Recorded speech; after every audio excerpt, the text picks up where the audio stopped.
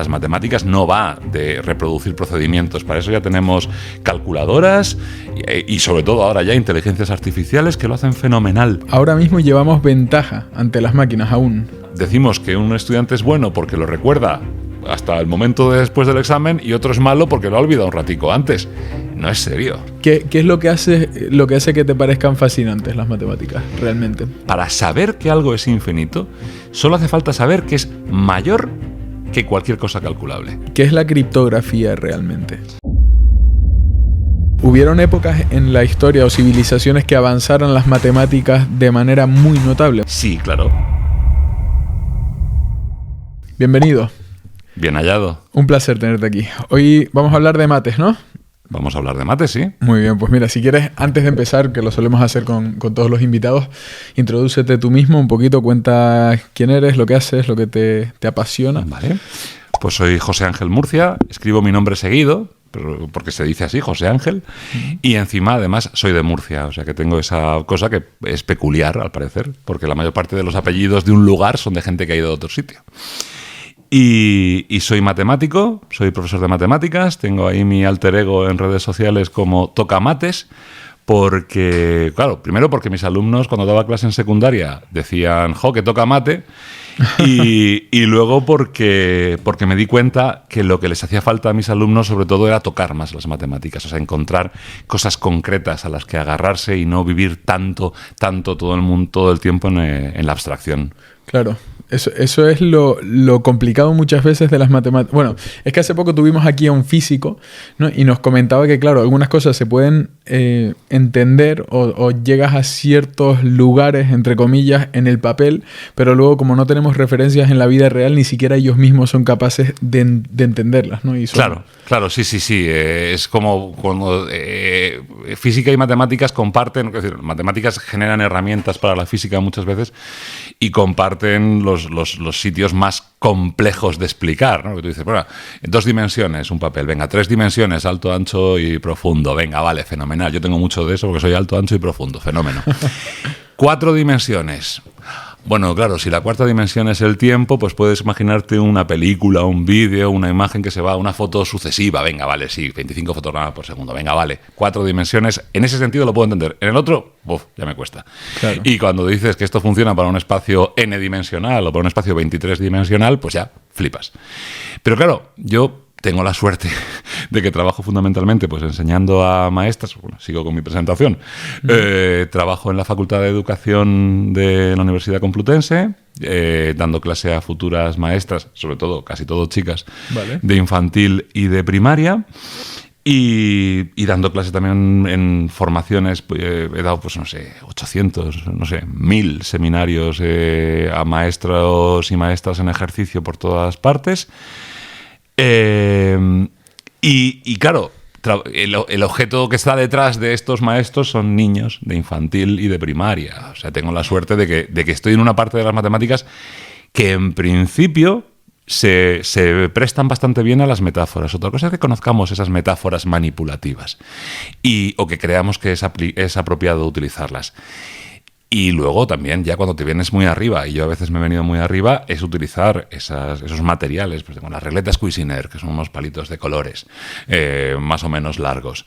Pues con esos palitos de colores se pueden hacer ciertas demostraciones de propiedades combinatorias que yo recuerdo ver en primero o en segundo de carrera, y de repente puedes tener delante una imagen que te ayuda. O sea, esto típico de una imagen vale más que 1000 palabras. Pues de repente con esa demostración visual manipulativa encuentras la manera de que no se te olvide, de que lo entiendes, de que lo relacionas, y es muy satisfactorio.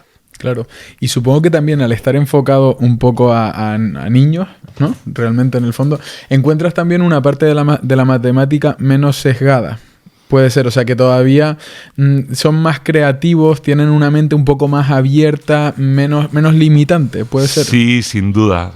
Mira, aquí hay una palabra que es clave y que tiene un ejemplo muy bonito. Yo tengo un libro que se llama Y me llevo una, que salió publicado hace unos años con Nórdica y Capitán Swing, y el título original iba a ser otro, mucho más evocador, porque Y me llevo una suena bien a matemáticas. Fueron los libreros los que dijeron que se iba a llamar así, para que sonara bien a matemáticas. Pero el título original, fíjate, se iba a llamar Un barco parte de Boston cargado de algodón. Y dices, matemáticas fijo. Pero tiene una historia matemática muy bonita detrás.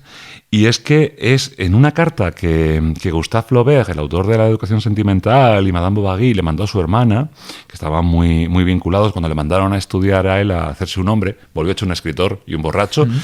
Eso que ganó la literatura, pero a él le mandaron a estudiar Derecho. Su hermana estaba en bachillerato y entonces le escribe una carta. Le dice, mira, como sé que te gusta el álgebra y la trigonometría, te voy a poner el siguiente problema. Un barco parte de Boston cargado de algodón, 12 hombres componen la tripulación, son las 13 y 14 del mediodía, lleva 40 toneladas en la bodega, navega rumbo norte-noroeste, dirección al puerto de Le Havre, el timonel está en el palo mayor, que está ligeramente roto en su base. ¿Cuál es la edad del capitán?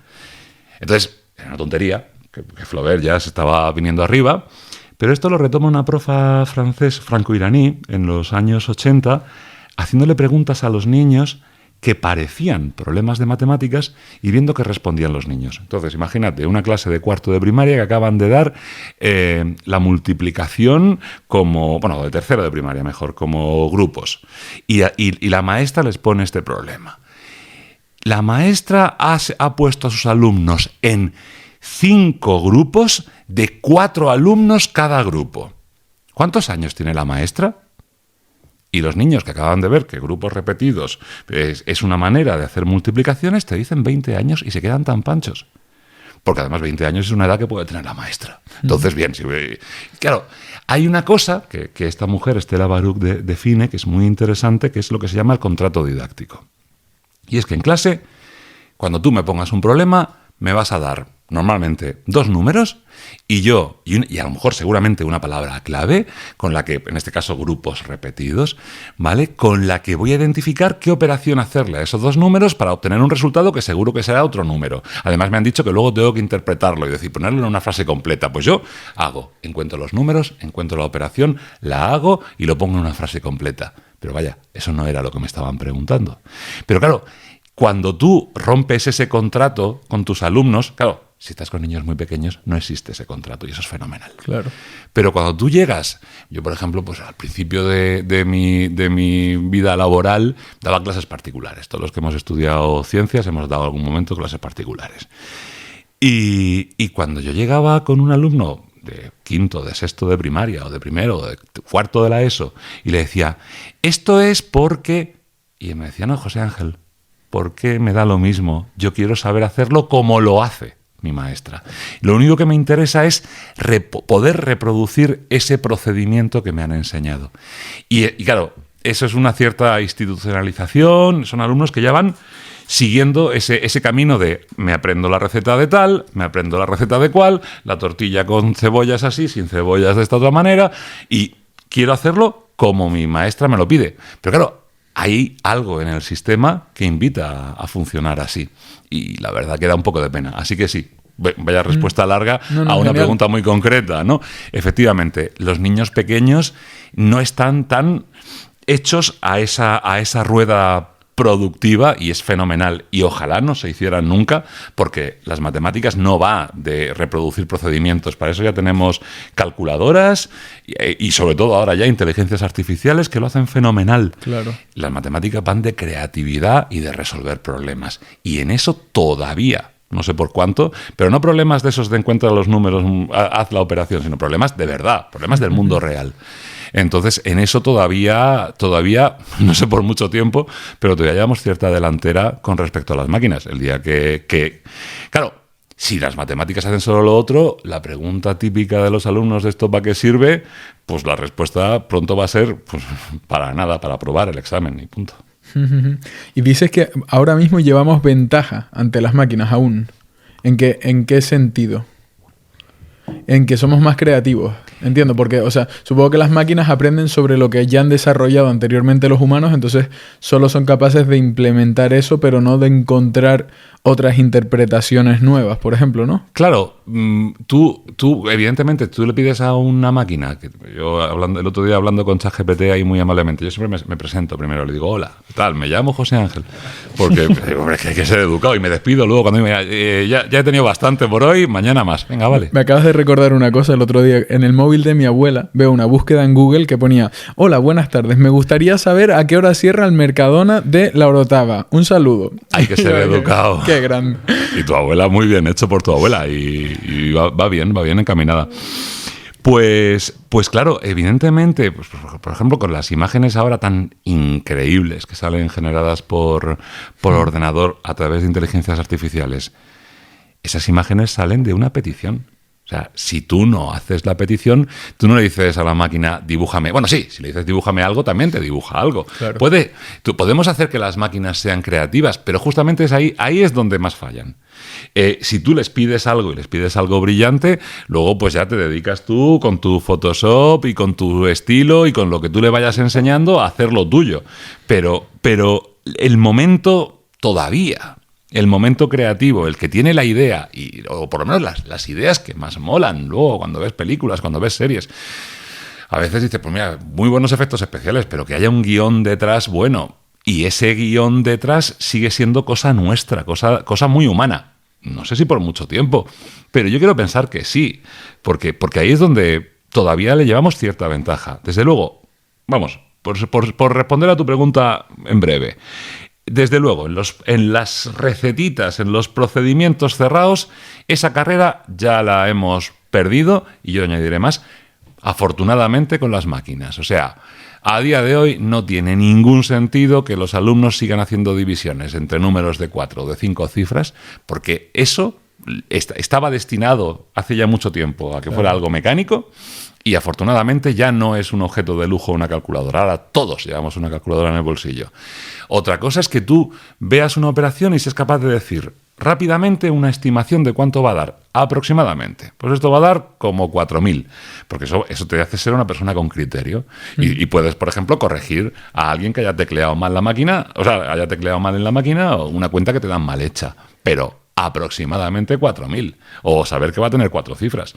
Lo demás, la precisión de si lo quieres con 2 o con 22 decimales, eso se la dejamos a la máquina gustosísimos, ¿eh? Claro. Sí, yo creo que por mucho que lo puedan hacer las máquinas, o sea, no está de más tampoco tener esa capacidad, porque en tus construcciones mentales te da cierta agilidad también, el ser capaz de estimar. O sea, yo, por ejemplo, que soy una persona de negocios, o sea, yo soy emprendedor realmente, siempre estoy dibujando y calculando en mi cabeza eso, de forma súper estimada y muy por encima, pero es algo continuo y no tiendes a sacar la calculadora. Entonces sí no deja, o sea, no es totalmente inútil porque lo sepa hacer una máquina, ¿no? No, pero sobre todo en tanto en cuanto produzca ese efecto. Quiero decir, pero habrá una magnitud que además será más o menos flexible. Habrá personas que para los que sí que sea estimulante hacer una división, pues yo con el tole-tole de la división, hacer una división entre 3 cifras, pero lo más normal es que no. Pero lo importante por ejemplo, con el procedimiento de la división, ¿merece la pena hacerla con 2? Pues sí, porque estimula ciertos procesos mentales y en tanto y que lo puedas ofrecer bien como un reto y produzca un efecto, digamos, positivo en el que está aprendiendo, pues es fenomenal. Y a lo mejor para alguien hará falta dar un paso más de dificultad vista por esa parte de agrandar las cifras, pues sí, pero vamos, está demostradísimo desde hace muchos años que ya iterar ese proceso con números gigantes, claro, pues no produce ningún efecto. Claro. Y estoy muy de acuerdo en lo que decías, que a ver, las matemáticas, o sea, en la visión general, a nivel social, se ve algo como 0% creativo, de decir algo muy cerrado, de seguir los procedimientos que te han enseñado en el colegio, pero yo creo que la magia un poco surge justo ahí, ¿no? Es como un poco volviendo a vincularlo con el emprendimiento, la parte de romper el proceso, el procedimiento que te han enseñado y encontrar soluciones alternativas, porque, o sea, para el emprendimiento la gente se centra mucho en conseguir dinero, y yo digo, tienes que conseguir soluciones alternativas a los problemas que ya existen. Eso es, totalmente. Entonces, a mí de esto que estás diciendo me han enseñado muchísimo los niños. Yo tenía una colaboración con una radio local aquí en Madrid, en un programa que se llamaba Diver Club. Los viernes planteábamos un problema, me ayudaban mis hijos, planteábamos un problemita y los lunes o el martes lo resolvíamos con los WhatsApps que mandaban los niños. Entonces yo, por ejemplo, una vez, como el programa se emitía en horario matinal, de camino al colegio lo escuchaban la mayor parte de los niños, entonces pues yo a veces hacía como guiños a los padres. Entonces, si me dejas, te cuento un problema, sí, claro. Un problema que planteé una mañana que para mí era más un guiño a los padres, porque arrancaba de una manera que yo cuando lo hago con un grupo de adultos en la sala, a veces oigo el... ¿vale? Y es... Un tren sale de Madrid dirección Cádiz y ya cuando empiezas con los trenes la gente dice, madre mía. Sí. Vale, a las 11 de la mañana, ¿sabes? 2 horas más tarde sale un tren de Cádiz dirección Madrid y se cruzan, vamos a volver a la hora de antes, a las 13:14, por aquello de la 13:14. Vale. En ese momento los conductores se saludan con la mano. Vale, pues en ese preciso momento, ¿cuál de los dos está más cerca de Cádiz? Vale. Ya digo, yo pensaba que esto era una broma, era un guiño para los padres, ¿vale? Por aquello de los problemas de trenes que hacíamos en física, en bachillerato. Y la primera respuesta, yo también lo publicaba en mi blog, en tocamates.com, publicaba esto, y la primera respuesta que me llega es de un señor que filmaba, además, de una manera muy divertida, es: a mi mujer le gusto por el físico, que soy yo, decía, o sea, debería ser físico, y además daba muestras de ser físico por la respuesta que me dio. Dice, te falta un dato, concretamente te falta la velocidad, o el espacio. Pero claro, como daba el dato del tiempo, decía lo de las 11, lo de las 2 horas más tarde, de las 13:14, pues el hombre, espacio, tiempo, no sé si conoces el chiste este de mi mujer me ha pedido espacio y tiempo, debe ser que quiera calcular la velocidad, ¿no? No, en realidad creo que lo que quiere es otra cosa, pero bueno. Entonces a este hombre echaba en falta el dato del espacio o de la velocidad, ¿no? Y yo le digo, no. Y por un momento se establece esta conversación de comentarios tensos en el blog, ¿no? Porque parecía que le estaba troleando. No, es que debería tal. Digo, no. Léelo de nuevo como si tuvieras 8 años y date cuenta. Ah, tienes razón. Pero claro, yo no sé si, bueno, repetimos, un tren sale de Madrid a las 11, otro sale de Cádiz 2 horas más tarde, y cuando se cruzan los conductores se saludan con la mano, en ese preciso momento cuál está más cerca de Cádiz. Estoy seguro de que nuestros oyentes ya se han dado cuenta de la trampa, y es que se saludan con la mano, están los dos en el mismo punto y por tanto están los dos a la misma distancia de Cádiz. Eso pensaba yo. Pero como lo dejé tiempo en el blog, o sea, de viernes a lunes, el lunes me escribe la productora del programa y dice, oye, tengo un niño que ya no responde. Además, ya me había mandado alguna respuesta sorprendente. Este niño solamente escribía cuando había respuestas muy sorprendentes. Respuestas que a él mismo le decía, toma, te vas a enterar. Bueno, espera, antes de eso me llegó una respuesta de una niña que dice, en un primer momento pensé que los dos estaban a la misma distancia de Cádiz. Pero luego, leyendo el dato de la mano, me doy cuenta que el tren que viene de Cádiz tiene toda la parte de atrás más cerca de Cádiz. Digo, bien por esta niña, pero curioso que descarte la otra solución y se quede con una sola solución. De un problema, una solución. No puede ser que haya dos. Uh-huh. Y las dos tenían sentido y ella se lo había encontrado. Yo había dejado algo ambiguo, no me había dado cuenta. Uh-huh. Había ya más de una solución. Pero entonces, ahora voy. Teníamos al físico que decía ninguna solución, a Iciar que decía que había dos, yo que pensaba que había solo una, y Hugo que me dice que el tren que va a Cádiz siempre está más cerca de llegar a Cádiz que el que se ha ido de Cádiz y sabe Dios cuándo volverá.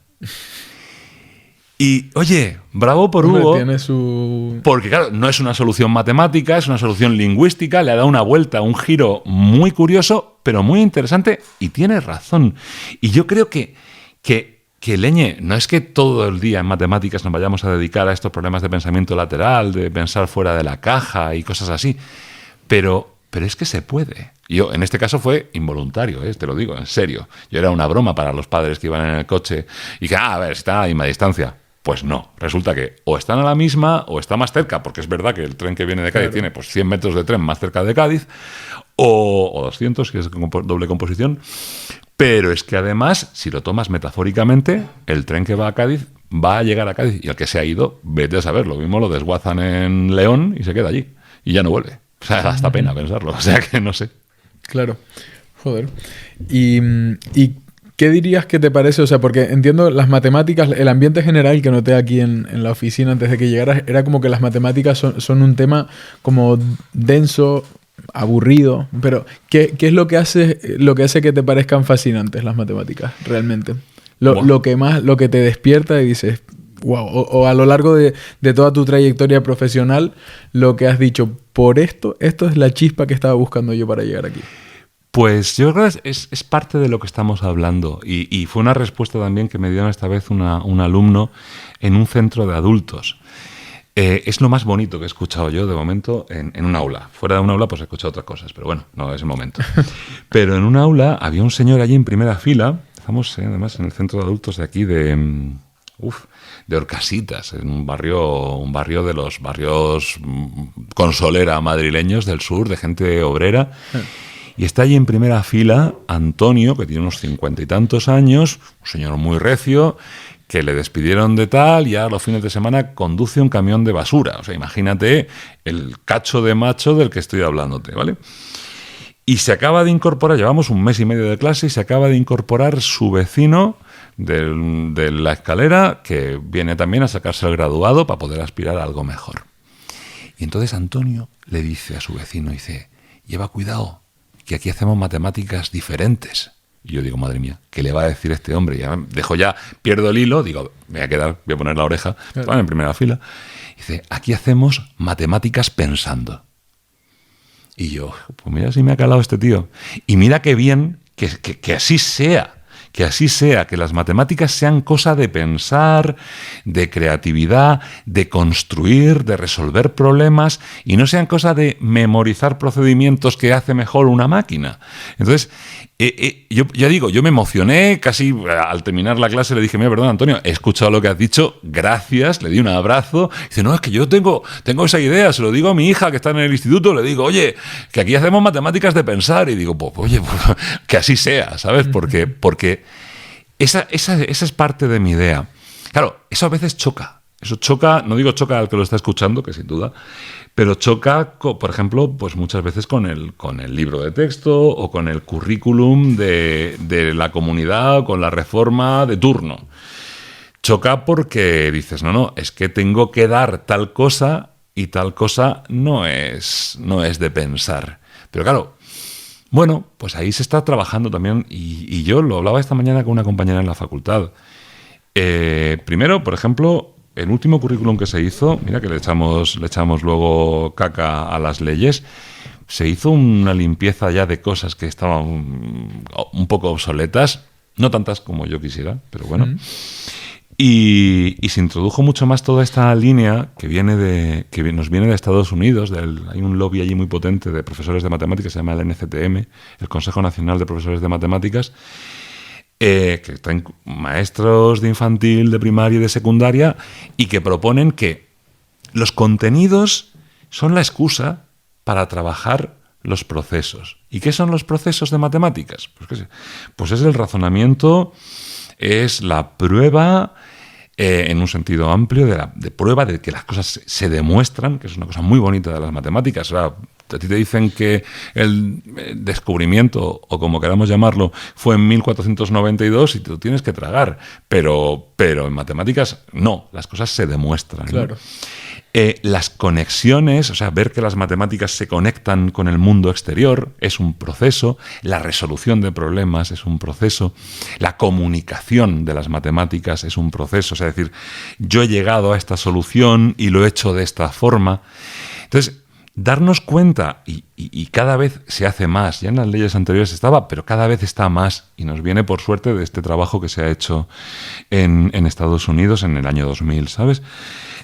Darnos cuenta de que los contenidos son la excusa para que desarrollemos esos procesos, pues a mí me inspira, y me da ganas de que sigamos ahondando en ese camino, ¿no? De que digamos, bueno, vale, yo tengo que enseñar sumas, pero tengo que enseñar sumas para poder hacer razonamiento, conexiones con el mundo exterior, conexiones con otras partes de las matemáticas, para poder resolver problemas que son los verdaderos objetivos. O sea, olvidarnos, no, en absoluto olvidarnos, porque esto no se puede hacer sobre la nada. Los contenidos son la excusa para poder trabajar a un nivel mucho más interesante, mucho más motivador sobre estos procesos, ¿no? Sobre estos, por ejemplo, en nuestra ley ahora se llama sentidos. Bueno, pues sentidos, también suena evocador. Sí, me gustó algo que dijiste de la parte de comunicación, claro, de las matemáticas.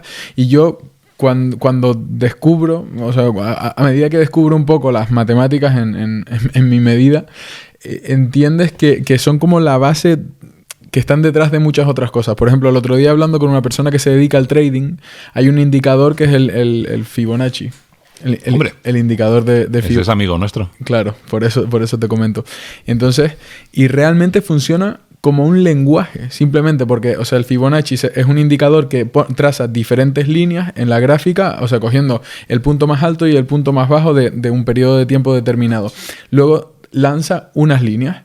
Y yo le decía a mi amigo, el trader, decía, ¿pero en base a qué lanza estas líneas? Y dice, no, son como un sistema de comunicación entre traders para mover el mercado. Es decir, pues cuando llega la línea del 1.58, no sé cuáles son los números, aquí tiende a rebotar. Y cuando llega la otra que está más abajo, aquí tiende a resistir. Y entonces, digo, o sea que al final no tiene ningún fundamento a nivel de mover el dinero dentro del mercado, pero es simplemente una forma de comunicarse entre traders utilizando las matemáticas. O sea, porque al final yo de Fibonacci escuché en otro podcast que es algo que se desarrolla con la reproducción de los conejos o algo así, ¿no? Sí, bueno, a ver, madre mía. Yo antes, probando sonido, en vez de decir 1, 2, 3, he dicho, luego me has oído y seguramente te lo haya abocado, he dicho 1, 1, 2, 3, 5, 8, Fibonacci, ¿no? Yo además llevo un tatuaje por aquí no lo voy a enseñar, de la secuencia de Fibonacci. Sí, hola, 1, 1, 2, 3, 5, 8, Fibonacci. Es súper interesante porque además es una secuencia hecha a partir, en principio se suele usar como semilla el 1 y el 1, que sería esa pareja primigenia de conejos. Es una historia un poco incestuosa, porque son conejos que tienen hijos entre ellos y tal, pero bueno, son conejos, vamos a dejarlo ahí. Entonces, si la semilla es 1 y 1, pues el siguiente número se obtiene sumando los dos anteriores. Y así ya hasta donde quieras. Evidentemente vamos a llegar, no digo vamos a llegar a infinito, porque infinito no es un número, pero vamos a llegar hasta donde queramos. Lo curioso de esto es, claro, pues 1 y 1 son 2, ahora 1 y 2 son 3, sería el siguiente, el cuarto número de Fibonacci, pues 2 y 3 son 5, 3 y 5, 8, y así, pues 13, 21, 34, etc. Pero bueno, si empezáramos por otra semilla, también tendríamos otra secuencia de Fibonacci. No sé en trade en cómo quedará esto. Sí, o sea, a lo que iba es que es como un lenguaje entre ellos y digo, joder, súper interesante. Lo curioso de esto es que está súper presente en nuestra naturaleza y en nuestra cultura. Y yo la pregunta con la que me voy ahora de esta charla es si no habrá algún patrón, o bien cultural, o bien natural, que motive que utilicéis algo, aunque solo sea el nombre, de Fibonacci en vuestra historia. Lo digo porque la secuencia de Fibonacci está presente en la naturaleza porque tiene una cierta, es decir, no solamente la reproducción de esos hipotéticos conejos que se lían entre ellos, sino, pues de repente te lo encuentras en patrones de crecimiento de plantas, te lo encuentras cuando cuentas las espirales en una piña esto puedes buscarlo en Google, y es muy curioso, contando las espirales en sentido levógiro, destrógiro de una, no me sale la palabra, de las pipas, de girasol, ¿vale? De una planta de girasol. Pero eso de forma natural. ¿Por qué? Porque la naturaleza se acomoda a secuencias sencillas, y esta es una secuencia bien sencilla. Pero luego a nivel cultural también te lo encuentras. Y es que, pues ya el señor, ya en época de los griegos, pues se estableció una proporción que era muy armoniosa, que era la de la proporción áurea. Que curiosamente, para que no nos tengamos que ir tan lejos, pues basta con que saquemos una tarjeta de crédito y la miremos. La relación que hay entre el ancho y el alto de una tarjeta de crédito o de un DNI es la de la proporción áurea. Pero esa es cultural, esa no es natural. Pues esa relación de esa proporción áurea viene también de la secuencia de Fibonacci. ¿Por qué? Esto es muy difícil hacerlo en el aire. Tengo una camiseta, si lo llego a saber, me pongo la camiseta de Fibonacci. Pues si tú construyes rectángulos que vayan teniendo el ancho de la secuencia de Fibonacci, te aparece un rectángulo que cada vez es más áureo. Y voy a decirlo de palabra y ya quien quiera saber más tendrá que buscarlo. Si construyes el primer rectángulo sería el que tendría 2 de ancho y 1 de alto. Hemos dicho que es 1, 1, 2, 3, 5, 8, 13. ¿Vale? Vamos a intentar hacerlo de cabeza ya que nos gusta hacer estimaciones. Pues el primer rectángulo que haríamos tendría 2 de ancho y 1 de alto. Ese sería un rectángulo 2 por 1. No es muy áureo, es más oblongo, es más ancho que... Bastante más... Bueno, todos son... El rectángulo que estamos pensando es más ancho que alto. Claro. Si no, no será un rectángulo, pues puede ser más alto que ancho. O sea, vale. Estoy entendiendo que la propiedad de ser áureo tiende a infinito. Vale. No. Te estoy hablando de un límite... Esto es lo que estamos haciendo, va a ser un límite, pero un visual. Límite. Vale. Correcto. Entonces, el primer rectángulo es 2 por 1. Ahora le añades un cuadrado de lado 2 y entonces tendríamos un rectángulo que tendría 3 de ancho y 3 de alto, y 2 de ancho. La proporción sería 3 a 2, 1,5. Vale. Ese se queda por debajo del áureo, porque yo me sé cuánto es el áureo, 1,61, 38, no sé cuántos. Vale, pues ahora le añadiríamos al lado un cuadrado de 3 por 3. No hemos dicho, no, 2, 3, sí, ahora vendría el de 3 por 3 y ahora tendríamos 8 de ancho, 5 de alto. Antes era 2, 3, pues ahora sería 5 y 3. 5 entre 3 ya es 1,6. Ese rectángulo es más áureo que ninguno de los anteriores. Vale. Si seguimos añadiendo cuadraditos y construyendo nuevos rectángulos, ¿conseguimos alguna vez un rectángulo que sea áureo? Pues no. Pero si hacemos eso indefinidamente, va saliendo un rectángulo cada vez más grande, pero no solo cada vez más grande, sino cada vez más áureo, por decirlo de alguna manera. Y claro... O sea, entonces entiendo que no existe el rectángulo perfecto áureo. Sí que existe porque hay otra manera de construirlo, que es porque resulta que... Y claro, entonces la proporción áurea ya luego tiene otra cuestión cultural, sería... pues es que es la relación entre la diagonal de un pentágono regular y el lado de ese pentágono. Es 1 más raíz de 5 partido por 2, que es, ¿vale? Es lo que vale esa relación. 1,61 y pico. Y dices, ostras, un rectángulo regular, estoy viendo ya la peli del Exorcista, y está sonando la música en mi cabeza. Pero claro, eso ya es cultural, porque de repente, pues, ante tantísima, digamos, profusiones que está presente en tantas cosas, pues como los cabalísticos, los satanistas, se han aferrado a los pentáculos y a los pentágonos porque tienen propiedades curiosas y relaciones que también están presentes en el mundo, ya digo, cultural, en la cultura más oficial o más light.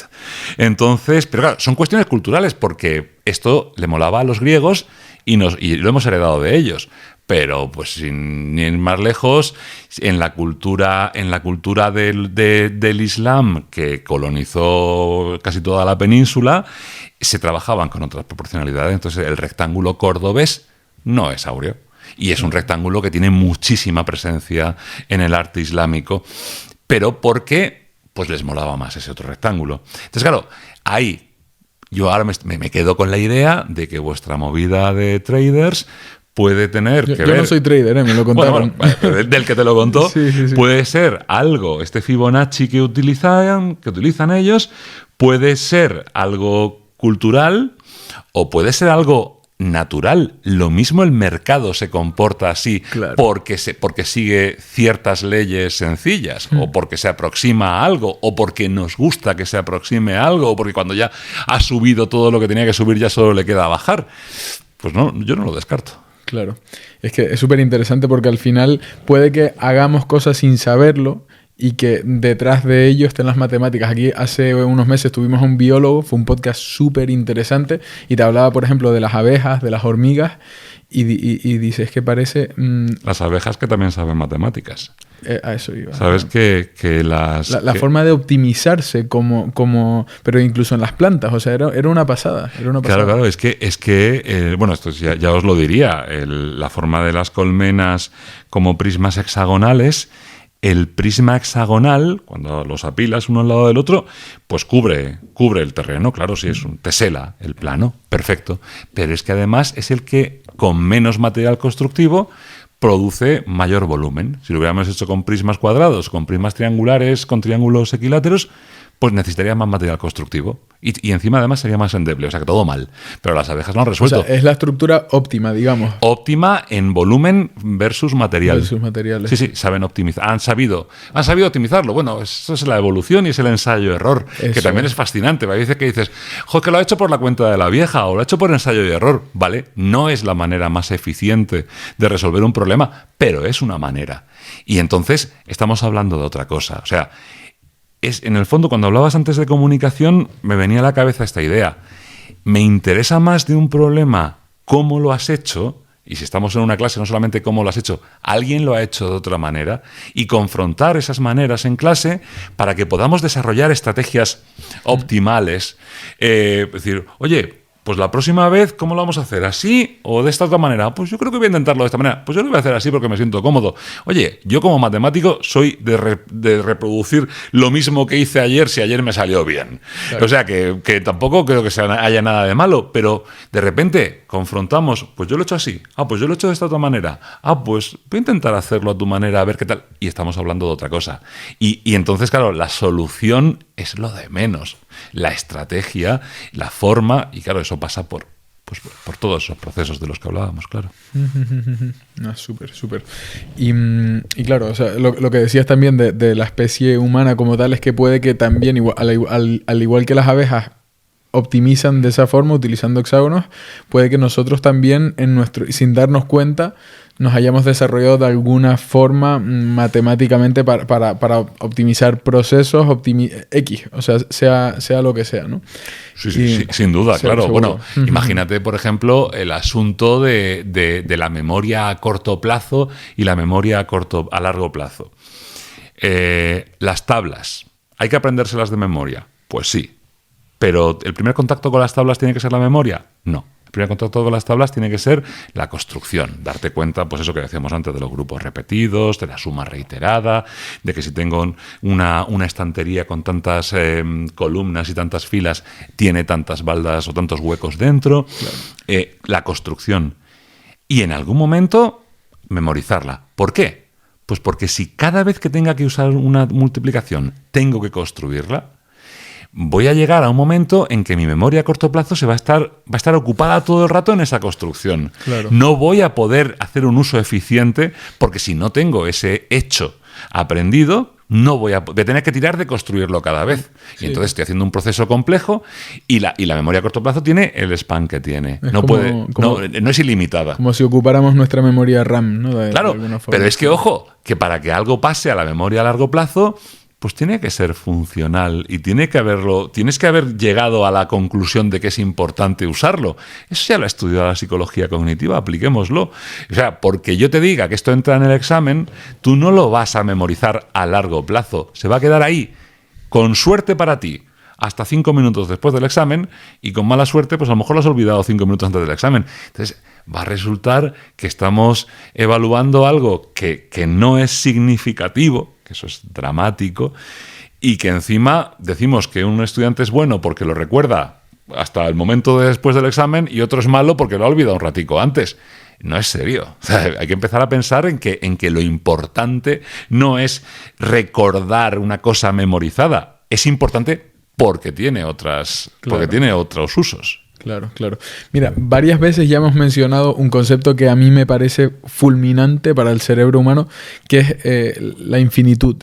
el infinito. O sea, el físico que tuvimos aquí hace poco me comentaba, decía, no, los matemáticos se quedan tranquilos con el infinito, pero a nosotros es un laberinto. O sea, pero yo creo que literalmente no estamos no somos capaces de entender lo que es la infinitud.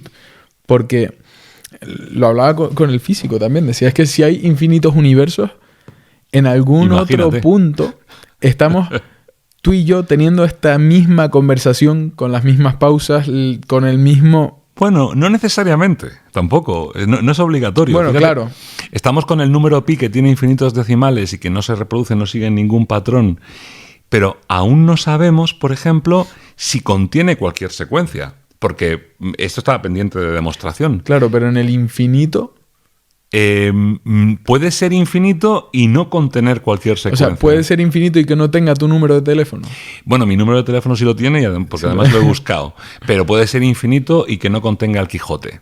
Ya. Sí. O sea, sí. lo del mono, ¿no? Exactamente. O sea, que los infinitos monos escribirían la obra completa de Shakespeare. Pues puede que sí, pero también puede que no. Desde luego, lo que no vamos a tener es certidumbre sobre ese tema. Pero de todas maneras, el infinito, claro, evidentemente se ha esquivado muchísimo. Mira, la primera vez, creo que históricamente, que se hace referencia al infinito es cuando Euclides, en Los Elementos, que es un libro de texto, coloca lo de que existen infinitos números primos. Pero claro, para hacer referencia a Euclides, estamos en el siglo IV, hacer referencia a infinitos números primos, lo hace usando un desvío que es muy poético. Dice, los números primos son más que cualquier multitud fijada de ellos. O sea, que si tú piensas que son 5, pues son más. Y si piensas que son 10, pues son más. Y si piensas que son 100.000, son más. Y para no decir infinito, porque infinito se le quedaba obviamente grande. Claro. Y lo curioso de esto es que esa es la manera en la que los matemáticos, vamos a decir, a lo mejor suena pedante esto, hemos domesticado el infinito. En realidad, para saber que algo es infinito, solo hace falta saber que es mayor que cualquier cosa calculable. O sea, mayor que 100.000, mayor que 1.000.000, mayor que el número que me diga. Entonces, claro, si yo te digo, oye, ¿qué es infinito? Y tú me dices, ¿el número qué? No, el número no, porque número no es. Es algo que es mayor que cualquier cosa que te puedas imaginar. Claro. Bueno, pues sí, efectivamente, claro. Eso implica que no me lo puedo imaginar del todo. Eso es. Hay una cierta contradicción muy bonita, además, en el concepto. Y luego, claro, da pie a historias divertidísimas, ¿no? Pues como todas las paradojas del infinito que plantea Cantor, por ejemplo. Yo esto lo he escuchado muchas veces, el hotel de Cantor, ¿no? Que tiene infinitas habitaciones y que está ocupado. Pero que, claro, las habitaciones están numeradas con infinitos números naturales, pues la 1, la 2, como cualquier hotel. Pero están todas ocupadas. Y entonces llegas tú una noche y te dicen, no, está ocupado. Dice, ya, pero si yo le digo al de la habitación 1 que se pase a la 2 y el de la 2 que se pase a la 3, o sea, que cada uno se vaya a la habitación siguiente, pues listo, ¿no? Ah, sí, se quedaría libre la 1. Pues venga, pues lo hacemos. Total, solo tiene que cruzar el pasillo, ¿no? Porque la 2 suele estar enfrente de la 1. Vale, pues ya está, fácil.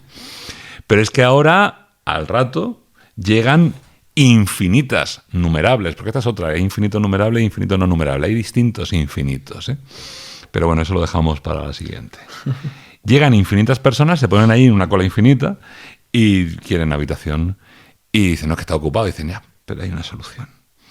Y es que cada uno se vaya a la habitación que es el doble del número que ocupa. O sea, el que está en el 1 se va al 2, el que está al 2 se va al 4, el que está en el 3 se va al 6.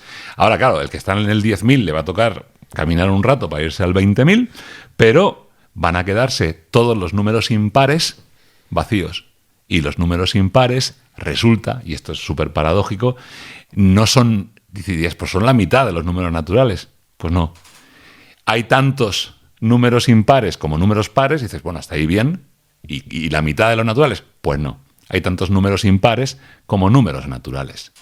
¿Y los pares? Pues también. Hay tantos números pares como números naturales. Hay infinitos números impares, infinitos. Además, un infinito de la misma magnitud. Sin embargo, no hay tantos números reales como números naturales. Hay más números reales que números naturales. Por eso podemos escribir números con infinitos decimales que no los puedes organizar. Claro. Y por eso te puedo preguntar, aunque suene contraintuitivo, ¿cuál es el número decimal siguiente a 1,3? Y alguien diría, pues 1,4. No, porque el 1,35 está detrás del 1,3 y antes del 1,4. Vale, ya, pero el 1,301 está también antes. Vale, pues es que no hay uno detrás. Claro. Y esa chorradita de que no haya un siguiente ya le hace ser un infinito mayor. Entonces, se convierte en una paradoja. En un monstruo mucho más grande. En algo muy loco. En algo muy loco, dejémoslo ahí, sí. Sí. Y la evolución de las matemáticas a lo largo de la historia es algo que también, en lo que también te has especializado, por ejemplo. A mí me gusta mucho, y además tengo un capítulo dedicado a esto, y se ha estudiado mucho en el libro este de Y me llevo una, y se estudia también mucho, hay un libro maravilloso que se llama Las matemáticas, de un antropólogo, dice, las matemáticas nos hicieron como somos. A mí hay una historia que me gusta mucho pensar, porque hay un cierto paralelismo entre la forma en la que la humanidad desarrolló las matemáticas. Vamos a imaginar que las matemáticas son una invención, porque a veces que hay dudas si invención o descubrimiento. Vamos a dejarlo en invención, pero vamos, con una correlación con lo real muy, muy natural. La historia de las matemáticas tiene mucho que ver con nuestra propia historia.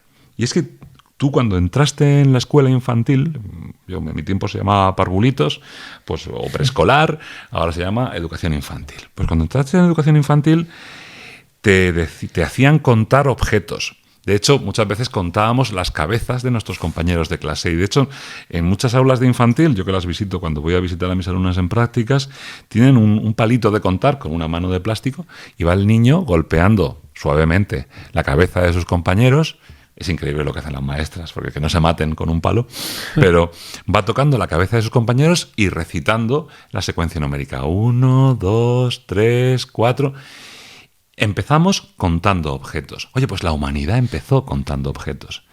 De hecho, empezó usando un sistema de representación que era, pues digamos, tantas piedras como lo que quiera que estaba contando. Pues yo qué sé, el ganado que había podido cazar cuando éramos cazadores. Pero luego sofisticamos eso y las personas, igual, nosotros en la escuelita infantil sofisticamos ese sistema y empezamos a hacer tantas marquitas como los objetos que estábamos contando. O sea, ya hemos hecho un paso hacia el simbolismo y hacia la abstracción. Pero es que luego la humanidad y cada uno de nosotros... Claro, es increíble porque dice esto es que hemos andado a hombros de gigantes. Es que es verdad. Es que algo que a la humanidad le llevó miles de años desarrollar, como es un sistema de numeración, a nosotros nos ha llevado meses, unos pocos meses.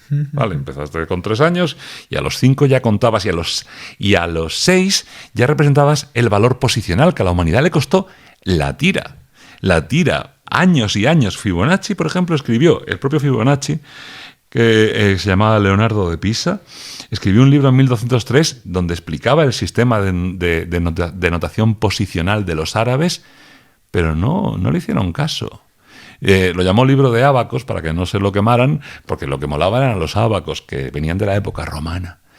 Pero escribir los números con el número 2023, en el que el 2 del principio y el segundo 2 tienen distinto valor. Uno vale 2000, el otro vale 20. ¿Vale? Pues eso no pasaba con sistemas de numeración romana, por ejemplo. 2023 se llama M, X, X, palito, palito, palito. Y la primera M y la segunda M valen lo mismo. Claro. Y la X y la X valen lo mismo. Eso le costó a la humanidad. De hecho, bueno, fíjate, el libro aquel, no fue un bestseller, pero de repente se empezó a usar cuando se empezó a usar la banca. Cuando se descubre, se inventa, esta vez sí, la banca en el siglo XIV y dicen, ostras, con esto no me apaño yo para hacer multiplicaciones, para dar préstamos con interés.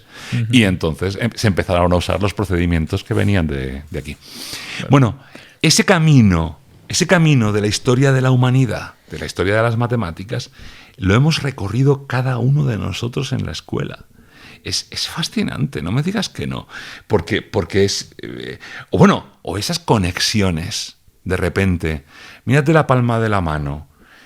Cuenta con el dedo pulgar cuántas falanges tienes. Dices, pues a ver, en el meñique tengo 3. 1, 2, 3. Y ahora en este otras 3, 4, 5, 6, 7, 8, 9, 10, 11, 12. 12 falanges contadas con el pulgar. Esa es la razón, y nos viene de los sumerios, de que sigamos agrupando cosas de 12 en 12. O sea, esa conexión de la que hablábamos antes. Contamos cosas de 12 en 12, decimos una docena de huevos, porque tenemos 12 falanges opuestas al pulgar. Entonces, con una sola mano, mientras con la otra sujetas el cubata, puedes contar hasta 12. Y eso está bien. Pero es que si sueltas el cubata y con la otra dices una docena, 2 docenas, 3 docenas, 4 docenas, 5 docenas, 5 docenas son 60. Y por eso una hora tiene 60 minutos. Y esto se sabe porque además se sigue usando este tipo de notación en algunos países de la zona de Oriente Medio. Y a mí me parece increíble, me parece fascinante, porque eso tiene que ver con nuestra historia. Lo hemos hecho nosotros, pero es que además tiene utilidad. Lo estamos usando nosotros, ¿no? Claro. Pero las matemáticas al final son un lenguaje atemporal y porque el otro día escuchaba una cosa en un podcast que decía esto, para mí no tiene ningún sentido. O sea, hablaban de un podcast como este, de cuñados. Bastante, ¿eh? Sí. Por mi parte, desde luego. Y decían en el podcast, no, es que hablando de las pirámides en Egipto, decían, no, tenían que utilizar otras matemáticas diferentes. Bueno, desde luego tenían otras matemáticas diferentes, porque no tenían la cantidad de herramientas que tenemos ahora, eso sin duda. Claro, pero se referían como a una metodología diferente, a otra forma de calcular. Digo, puede ser que lo simbolices de forma diferente, como lo que hablábamos de números romanos y demás, pero lo que son las matemáticas en su forma más pura, en su base, eso, por lo menos hasta donde alcanza mi capacidad cognitiva, no es modificable.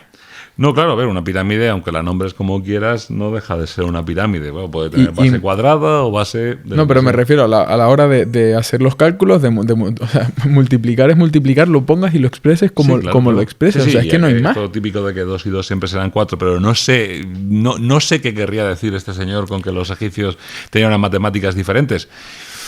Bueno, seguramente, desde luego su escritura era diferente, pero... ¿Hubieron épocas en la historia o civilizaciones que avanzaran las matemáticas de manera muy notable, muy destacable? Sí. ¿Y que pasaran el testigo? Sí, claro. Y nuestro sistema es arábigo, como digo, porque los árabes nos trajeron el cero desde la India.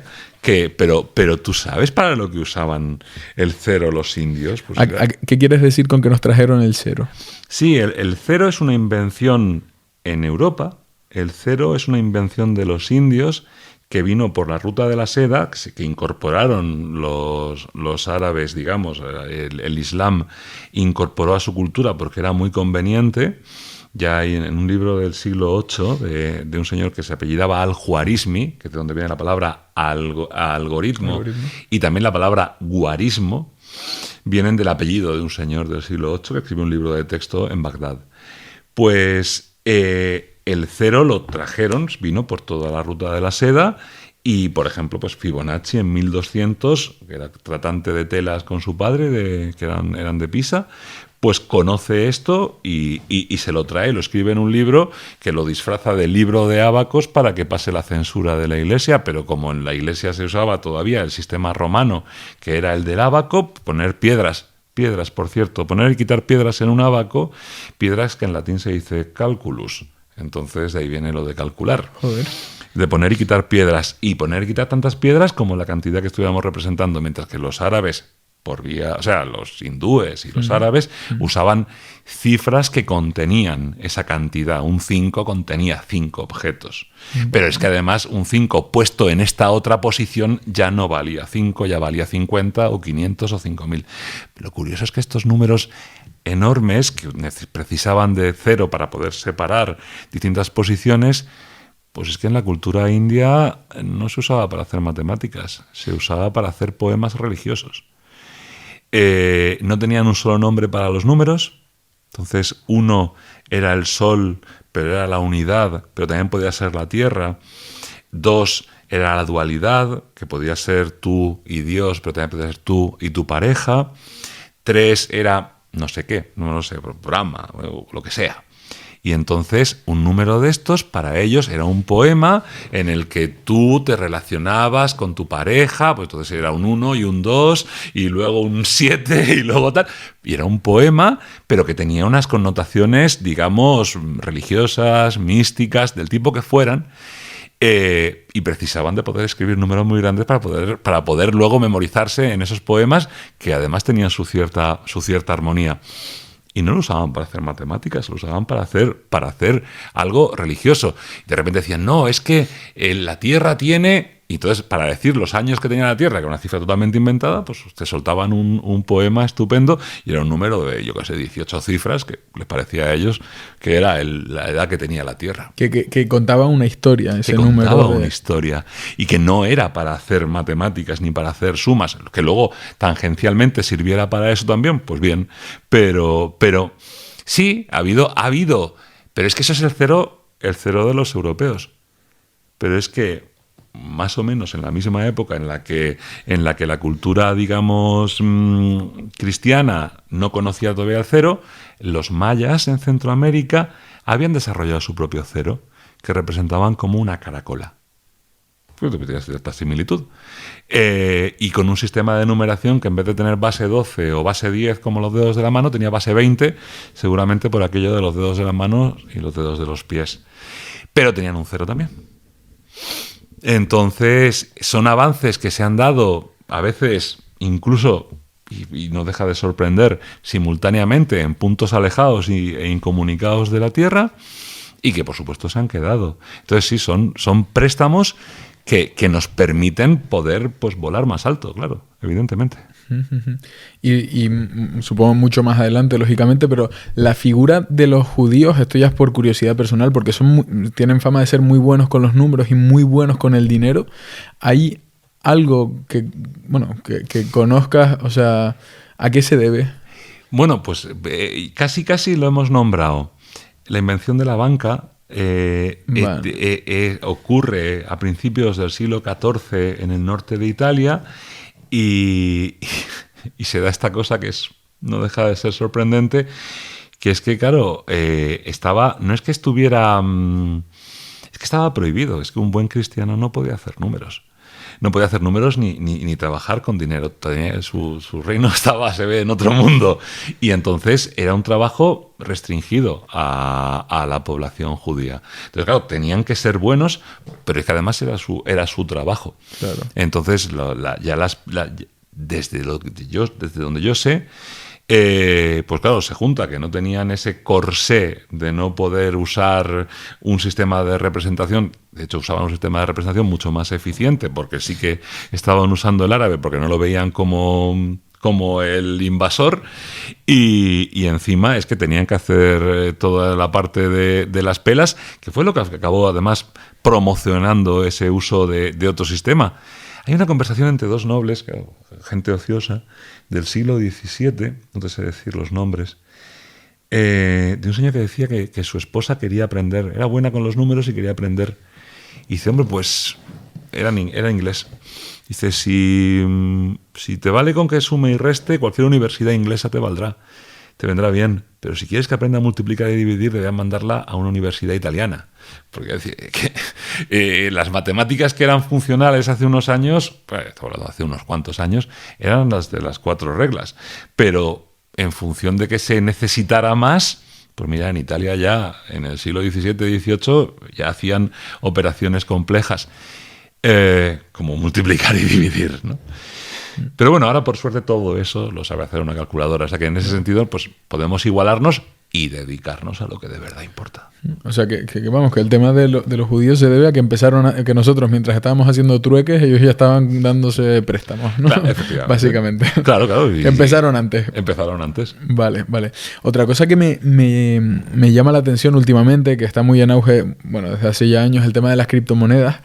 La criptografía como tal, o sea, muchos fundadores de proyectos muy potentes en el ámbito de blockchain y demás son matemáticos. He visto que son matemáticos. Yo tampoco soy un súper Crypto Bro, como se suele decir por ahí. Yo tampoco, pero bueno, sí que es algo que ha despertado mi interés y demás. ¿Qué es la criptografía realmente? Pues la criptografía tiene otra historia también estupendísima.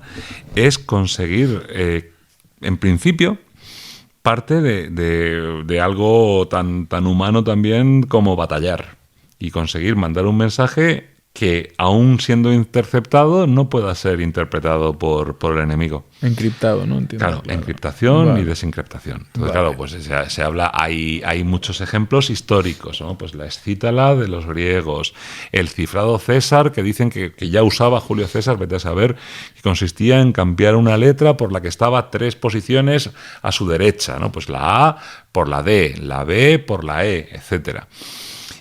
Claro, lo mejor de esto es que, como leían 4 eran los que leían, pues en realidad con que estuviera el mensaje escrito y el mensajero no leyera, pues era difícil ya que alguien te lo pillara y te lo interpretara, ¿no? Pero claro, en la medida de que más gente fue capaz de leer y de pensar qué narices pone ahí, pues hubo que ir sofisticando el sistema.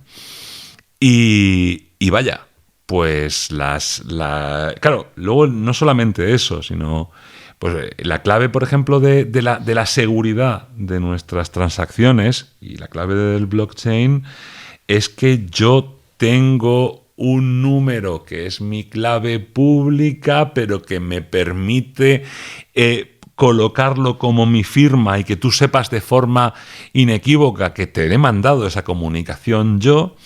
Además, no solamente de que nadie puede interceptar esa comunicación, sino que, como pasa con los mensajes de WhatsApp, o que teóricamente pasa con los mensajes de WhatsApp, nadie puede interpretar lo que, si llega la comunicación a alguien, no saben lo que pone, salvo que vean la pantalla, le hagas una captura. No es buena idea. Pero además que tú sepas que este mensaje te lo he mandado yo y no te lo ha mandado otro. Vaya, pues claro que son matemáticas. Esencialmente se apoya en que un número suficientemente largo es muy difícil de factorizar, de trocear en 2 números o más que multiplicados dan ese número. Entonces, esa factorización de que un número muy grande se comporte como un número primo porque es enormemente grande, pero en realidad no lo es. Y una de esas partes es mi clave y yo la uso para desencriptar. Pero como tengo esa parte, puedo interpretar el número completo. Vale, pues es clave en esto los números grandes y la factorización. Es lo mismo que las contraseñas. Resulta que si mi pantalla está protegida por un PIN de 4 cifras, pues chico, claro, es verdad que se va a bloquear al 3er intento, al 4.º intento, pero en realidad puedo tener suerte y adivinarlo, pues tengo 3 intentos sobre 10.000 posibles combinaciones. Claro. Pero claro, si en vez de un PIN de 4 es un PIN de 6, pues ya tiene más seguridad. Pero es que si además contiene mayúsculas y minúsculas, pues ya tiene más seguridad. Y si además contiene caracteres especiales, pues tiene más seguridad. La clave ahora mismo de que tú no puedas descifrar mi contraseña es que el tiempo que te llevaría a probar con todas las posibles no es como un PIN de 4 cifras, que es 10.000 intentos.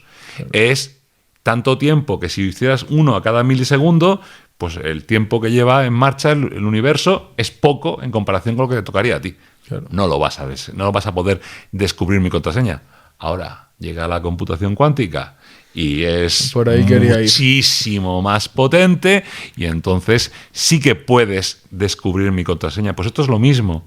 La seguridad de nuestras transacciones, no solamente de las que se basan en blockchain, sino de prácticamente cualquier comunicación privada, mercantil o no, se basa en números grandes de los que tú tienes una parte y con esa parte puedes interpretar el mensaje.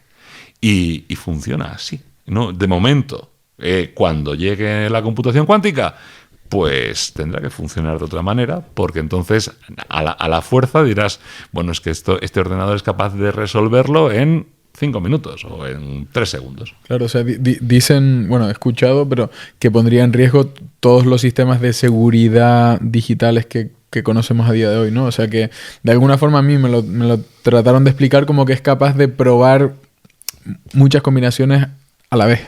Mucho más rápido. Sí, de hecho, más que más rápido, la clave está en ese a la vez, en esta cosa cuántica que a mí me vuela la cabeza. Esto, mira, cosa de la física que me vuela la cabeza es eso de que una partícula pueda estar en dos estados simultáneamente, ¿no? Sí. Es como, mira, no, yo en esto los dos estados pues, me sale algo muy binario, pero ellos se han roto con ese esquema. Y lo de según si lo observas o no, o sea, si hay medición. Digo. Sí, pero bueno, eso más o menos lo entiendo. Si quiero ver un fotón y para verlo tengo que echarle otro fotón, pues ya no veo ese fotón, veo el fotón y el mío. Ya, eso lo puedo. Eso todavía me cabe en la cabeza. Lo otro es lo que me tiene más confuso. Y una duda que me surge con el tema de la encriptación. A la hora de encriptar un mensaje tienes que tener o sea, hablando en términos básicos, tendrías que tener una nueva regla cada vez que encriptas, ¿no? Porque si fuera interceptado por ejemplo, llevándolo a términos mucho más básicos, lo que decías de Julio César, que es reemplazar el primero por el tercero. Sí. Si esa es la regla para encriptar universal, la persona que capta el mensaje ya lo puede desencriptar. Entonces, sí. O sea, no será lo mismo la encriptación de WhatsApp, que quiero llegar, que la de X, que la de Telegram. Vale, no te sé decir exactamente cómo funciona, porque de hecho no soy ningún experto en criptografía, pero no es preciso que cambie cada vez. De hecho, en el cambio cada vez se apoyaba, por ejemplo, una de las grandes sofisticaciones, que también fue desencriptada, y fue la gran victoria en la Guerra Mundial de la máquina Enigma, ¿no? Y es que cada vez que pulsabas una tecla de la máquina Enigma, cambiaba la clave. Pero no es preciso. O sea, es verdad que sí, sujeto a que la contraseña tiene un carácter que no va a ser eterno, es decir, cuando haya más capacidad de cálculo sí que podríamos desencriptar ese mensaje. A día de hoy tomaría más tiempo que el que lleva la humanidad, no la humanidad, el que lleva la Tierra desde el inicio de los tiempos, pues es tiempo suficiente. Pero a falta de eso no hace falta cambiar la clave cada vez porque es suficientemente robusta. Eso es lo que tengo entendido. Hay suficiente robustez con tal de que tenga, pues eso, es el ejemplo más fácil de entender, más que el de los mensajes, es el de las contraseñas. Con tal de que tenga 8 caracteres, claro, mayúscula, minúscula, caracteres especiales, es suficientemente robusto. Entonces, si la clave con la que tú te comunicas, ya digo, esto como cuñado, si la clave con la que te comunicas, que no la has puesto tú, pero es suficientemente robusta, tu sistema se comunica con seguridad. Si no lo fuera, pues entonces ni cambiándola. Quiero decir, porque al final, bueno, pues yo qué sé, hay muchas maneras. En cursos básicos de criptografía, pues te lo dicen, ¿no? Pues si tienes el texto encriptado y has seguido una clave fija, que siempre se ha cambiado, por ejemplo, así, o de alguna otra manera, pues puedes hacer un análisis muy típico que es el de la letra más frecuente. Pues en castellano la letra más frecuente es la E. Entonces, si el texto está escrito en castellano, pues si la que aparece ahí como más frecuente es la R, hipótesis, la R es la E. Y es una forma, pero más fácil todavía. Como solo hay 26 posibles alteraciones, escribo las 26 y la primera que tenga sentido es la buena. Claro. Entonces, ese sería el método por la fuerza, por ejemplo. Y claro, eso hay muchísimos simuladores en Internet que te lo hacen. Te pruebas y luego te da las 26 opciones. Elige la que quieras, pues ninguna es robusta. Uh-huh. Pero si hay robustez en la clave, por decirlo de alguna manera, no hace falta cambiarla constantemente. Vale. Oye, el tema de la teoría del caos... Esto tiene que ver con lo del aleteo de la mariposa, ¿verdad? Tiene que ver, sí, esa es la metáfora con la que nos lo han explicado. Vale. Sí. Pero a lo que voy, o sea, si la capacidad de cálculo aumentara muchísimo. Sí, y aumenta continuamente, claro. Por eso los modelos meteorológicos cada día son mejores. Claro, o sea, la computación cuántica, ¿no? Que al final es eso, aumentar capacidad de cálculo de forma masiva, entre otras cosas, supongo. Masivo, sí, porque no tengo ni puta idea, la verdad. Perfecto. Pero digamos que podría ser mucho más exacta en un plazo más largo, entiendo. Sí, esa es la hipótesis de una serie maravillosa que se llama Devs, que recomiendo a quien quiera verla, porque es muy chula. Devs. Devs, D-E-V-S. Bueno, no voy a decir, si digo algo más hago un spoiler, así que cuidado. Venga. A ver, la teoría del caos se apoya, desde donde yo sé, otra vez estoy en territorio cuñado, pero ya me has dado permiso, Sí. se apoya en sistemas que son, digamos, o sea, más allá de lo de la mariposa, que es un poco, pues puede que las alas de mariposa, pues sí, pero lo más probable es que no. En sistemas que son muy dependientes de las condiciones iniciales. En sistemas que una pequeña alteración, la metáfora de la mariposa lo que dice que una pequeña alteración puede acabar generando un gran cambio. Pero claro, y eso además es impredecible. No, la tormenta que está viendo aquí no puedes saber si es por las alas de mariposa. Es verdad que si tuvieras mucha más capacidad podrías predecir mucho mejor. Aún sin tener ese avance ingente en la capacidad, también puedes mejorar el modelo, que esa es otra. O sea, los ordenadores cada vez son más capaces, pero también los modelos que se utilizan, los algoritmos, los procedimientos, son cada vez también mejores. Por eso ahora somos bastante... Es decir, va a llover entre las 5 y las 6 y, oye, luego la gente se queja, pero acierta casi siempre. Pero vamos, la historia del caos, pues es que hay muchas situaciones que parece que uno interpreta como totalmente determinista. Pues mira, aquí encima de esta mesa hay un vaso. Y tú dices, bueno, si yo le doy un toquecito así al vaso, el vaso se queda donde está. Y si le empujo un poco más fuerte, el vaso se mueve, pero no cambia nada. Pero si le doy un poquito más fuerte, no cambia nada. Bueno, sí, puedo calcular la velocidad, el espacio y el tiempo, como en la historia de los trenes. Fenomenal. Pero fíjate que este sistema, que parece súper estable, pues llega a un punto en que el vaso está en el borde de la mesa, yo le doy un toquecito y a la porra. Y ya no hay vaso. Ya lo que hay son añicos en el suelo. Entonces tenemos un sistema en el que parece que es totalmente determinista, pero tenemos una situación, digamos, que es bastante límite, en la que yo vuelvo a hacer lo mismo. Y esta metáfora, recuerdo haberla escuchado a un especialista en sistemas dinámicos, y por tanto en teoría de caos, utilizándola para algo tan... A mí me gusta mucho la idea de usar metáforas. Usándola para un ecosistema. Es decir, tenemos un lago en el que vertemos residuos y no pasa nada. Y no pasa nada, y no pasa nada, y no pasa nada. Yo que soy de Murcia, mira, el Mar Menor. Vamos ahí depositando movidas en el Mar Menor, ¿sabes? Del resto de residuos del campo y de los abonos y tal, y no pasa nada, y no pasa nada, y no pasa nada. Hasta que un día está el vaso en el borde de la mesa y esta vez sí pasa. Y, claro, se destruye un ecosistema. Bueno, pues estamos hablando de eso, de sistemas en los que, claro, y de modelos matemáticos en los que se estudian esas interacciones respecto a las variables, a las condiciones iniciales, al cambio.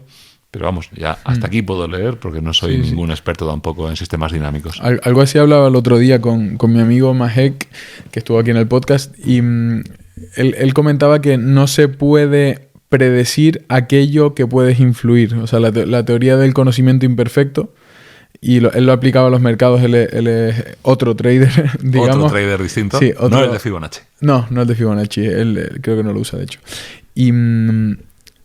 O sea, decía justo eso, que, por ejemplo, la inteligencia artificial nunca será capaz de predecir los movimientos de los mercados porque los puede influir. Entonces, si tú le preguntas a ChatGPT cuál es el momento perfecto para comprar oro, está influyendo, en el momento que te da una respuesta ya está influyendo el mercado, porque si todo el mundo le pregunta lo mismo, claro, la gente se va a intentar adelantar y por lo tanto ya estás moviendo el mercado. Eso es lo que él llama, bueno, lo que se llama, creo, la teoría del conocimiento imperfecto. Vale, no me suena, pero me está recordando un poco algo que ya has nombrado también antes, que es ese principio de incertidumbre que habla la física. Que es decir, en el momento que yo interfiero ya genero un cambio. Me suena muy razonable. Sí. Como cuñado le doy el ok. Sí, la verdad que él habla mucho de eso siempre en sus redes sociales y demás. Yo no sé prácticamente más que lo que me contó aquí en el podcast, pero es como que tiene mucho sentido y sobre todo entra mucho en juego cuando hablamos de eso, de la inteligencia artificial, ¿no? O sea, se me hace bastante interesante porque yo creo sinceramente que es algo que... Bueno, entre otras cosas, creo que hay muchas vertientes que vamos a vivir los próximos 15, 20 años una locura absoluta. O sea, que vienen cambios como nunca antes hemos visto, diría yo. Desde luego, nosotros no los hemos visto, efectivamente. Sí.